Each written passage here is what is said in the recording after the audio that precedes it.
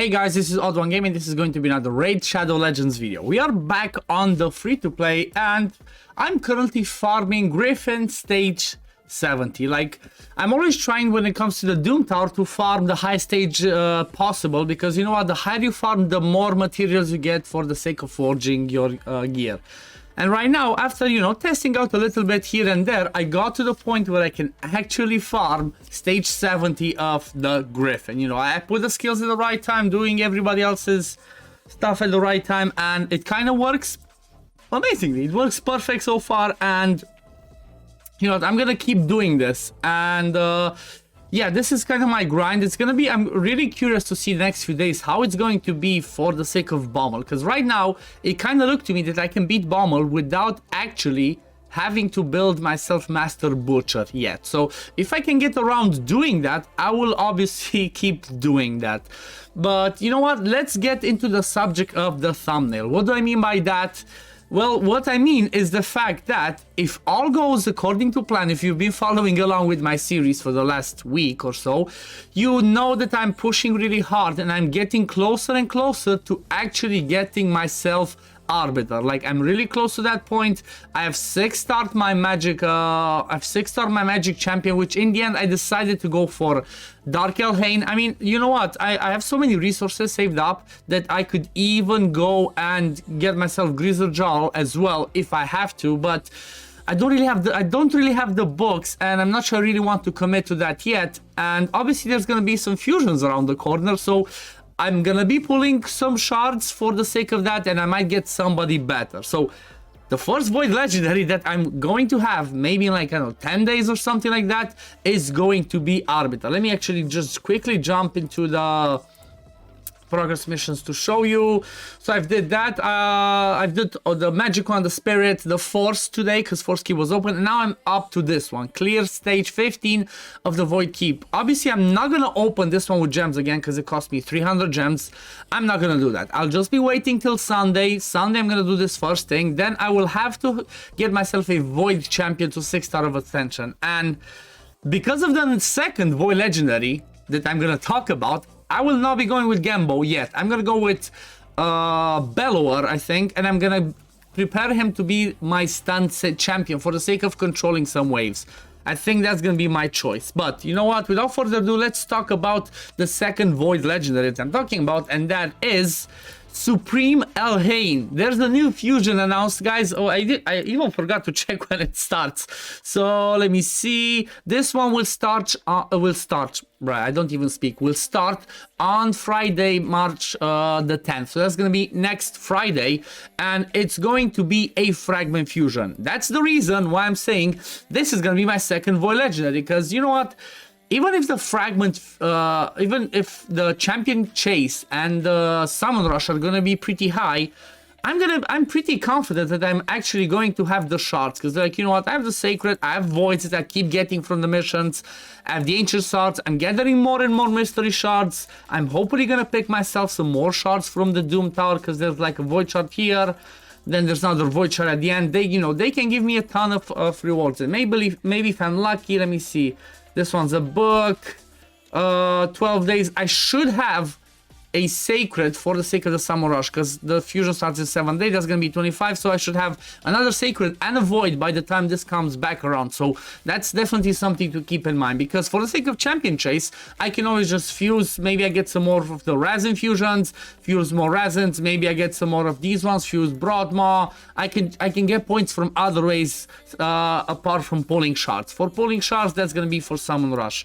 So let's have a look at her kit actually, and you know what, I'm definitely gonna go for it, because why not? I have Lysandra in that team. I have Apothecary. If I get her plus what's the name, Arbiter, that's gonna make an easy faction wars team for me, so I'm definitely gonna go for her. So let's have a look at her kit. Let's zoom in a little bit and see. So she's a Void Legendary, which honestly I did not expect. I expect them to, you know, be legendaries. We all expected that, but I did not expect to see a Void Legendary. So let's see what she does. On the A1, attacks one enemy 2 times. Each hit transfers a random debuff from this champion to the target. So kind of a baby version of Lysandra. You book for damage. I'm not really gonna care about that. Then the 8-2, let none live. I like the name, I like the name. Attacks all enemies, damage increases by 10% for each debuff on each target. I guess this kind of coincides with her A1, like, you know, if she transfers debuffs that gets placed on her, she's gonna, you know, she's gonna do more damage. This one resets the cooldown of crack shot, which is her A3 skill if this attack kills an enemy. That's pretty interesting. This one can go down to a 3-turn cooldown, so this is 3 books over here. This one, the thing is like this, when it's champions like these ones that are damage dealers, I cannot tell you my opinion up until we see the multipliers. If we don't know the multipliers, she might be trash or she might be busted. So I guess we're gonna have to wait for that. But in the meantime, let's go to the next one. Crack shot. Attacks one enemy, will ignore ally protection, strengthen, and shield buffs. Grants an extra turn if this attack kills an enemy. This one, if you book it, goes out down to a 4-turn cooldown. So again, this is all down to the multipliers. This one, I guess, is more arena focused. I think in the description they say like, oh yeah, she's gonna be good in arena against Necrets, Orsagas, Kyokus, and stuff like that. I mean, to be fair, it's the stone skin meta. So if they have stone skin, doesn't matter that you ignore all of these. But if you can wait around, you know, and the person that you want to target to kill doesn't have stone skin, then this one could be pretty good, because most of the time, you know, there's tons of Necrets, especially in arena, that put ally protection, strengthen, and the shield. Like, I guess this one, you know, the bolster is still a shield. There's lots of bolsters, so she might have a spot in the arena. That could be interesting. She might be my arena nuker if her multipliers are good, but again, I need to see about the multipliers, you know, I need to see about the multipliers, because if the multipliers are pretty decent, I could still use her as a nuker for my arena, but at the same time, she could be a nuker for my waves. You know, like she could replace Ronda, she could replace like some shield guards, Gambo maybe. I just hope that she smacks harder than Gambo, because otherwise it's gonna be like, you know what? I have a Gambo that you just, you know, we have a Gambo. Everybody should have a Gambo if they use the Prime Gaming code from last month. And why would I replace a Gambo that gives me the lead and boosts himself with crit rate if, you know, if he's gonna do more damage than her? So hopefully she's gonna smack. Hopefully she's gonna get good multipliers. Then the passive Implacable, I hope I read this right. Immune to decrease attack debuffs, kind of like Embo, since we talked about him. Inflicts 20% more damage against targets whose attack is lower than this champion's attack. So I'm guessing this means, you know, I guess this makes sense, because you're gonna build her high attack, high crit damage, because she's gonna be a nuker. Then the passive increases ally attack in all battles by 30%. Honestly, this kit is nothing too special. I'm not gonna lie, I'm not too impressed, but it's a Void Legendary, it's a nuker, and it's a Fragment Fusion. So hopefully it should be pretty achievable. Like, you know what, I'm hoping and expecting they're not gonna do some crazy numbers for the sake of getting her, because at the end of the day, they're doing this as a special anniversary for Raid. So I hope they're not gonna do it the same as the Titan event, which is basically useless in my opinion. I hope it's gonna make it decently accessible for people that start playing. You know, there might be some new people starting to play the game and they're gonna be like, oh my god, I have Elhain as maybe as my starter, I can get the legendary version of her as well, that's Void.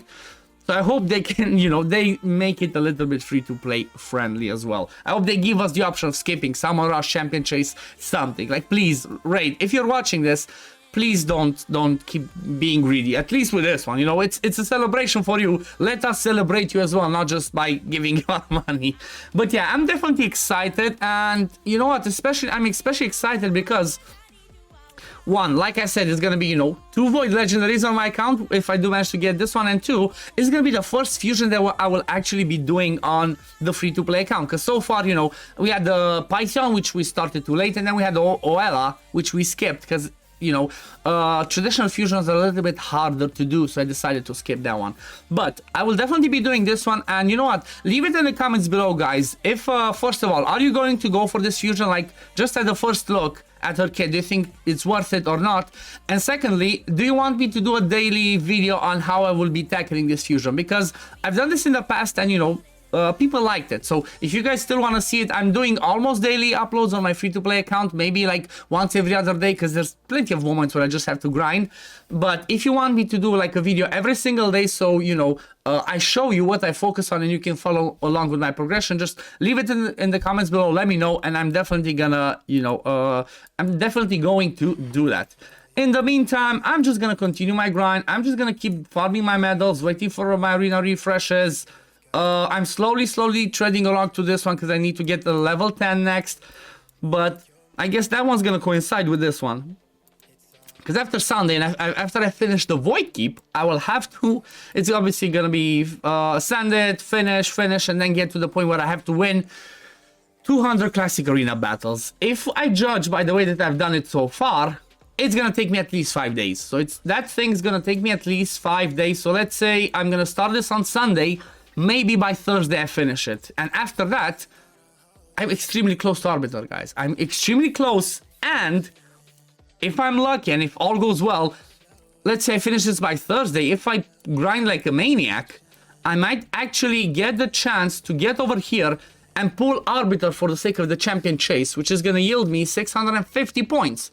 If I don't manage to do that, then I'm gonna be pulling Arbiter during the CVC. That's gonna be the Tuesday after the fusion starts. So I guess this is definitely, you know, this is definitely another reason, if I don't have the reason yet, to keep pushing this and to get myself Arbiter for the next week. Like, unless they change and do something different, next week, the first thing that we should have on Friday is the champion chase, because that's the way they usually do it. During 2x events, there's a champion chase. During 10 times, there's a summon rush. They did some funky stuff in the past with, I don't know, Deck of Fates, Kale Paths and whatever other stuff like that they changed it. So hopefully this is gonna be the right way, and that's gonna make champion chase easy for me to achieve, which means, like I said, I might not have to pull any shards. Even though it's gonna be 2x sacreds, I don't need any more sacreds on the free to play. I have plenty right now. I have plenty. I'm fine with the sacred legendaries they have. I'm gonna get Arbiter. I'm gonna need to focus those books on Arbiter.